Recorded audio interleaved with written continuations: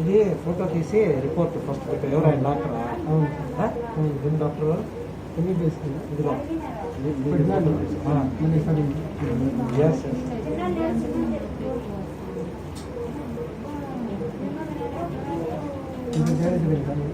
Yes आणि बात क्या मसाज है? హలో ఏమవుతారు మీ పేషెంట్?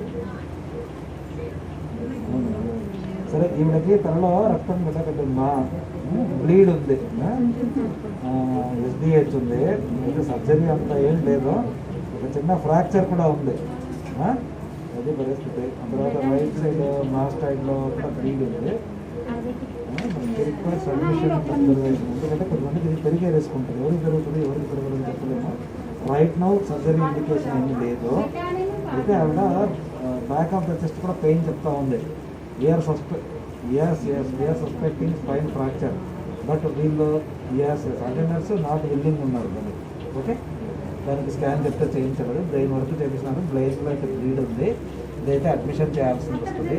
ఇది కూడా పెరిగితే పేషెంట్ డిటరేట్ అయ్యేకి రిస్క్ ఉన్నాయి. ఇప్పటికే ఆమెకి ఎఫ్ఏసియా లాగా ఉన్నాయి లెఫ్ట్ సైడ్, కాబట్టి పేరు కూడా సరిగా చెప్పలేకుండా ఉంది. వాళ్ళ పేరు కూడా కన్ఫ్యూజన్ లాగా ఉంది. Okay, requires admission and observation. Problem scan కూడా రిపీట్ చేయాల్సి వస్తుంది. రేపు సాయంత్రం కల్లా ఏం పెరగలేదు అంటే జనరల్గా పెరగదు అని ఇంకా. ఓకే, ఎస్ హై రిస్క్ అది చెప్పండి.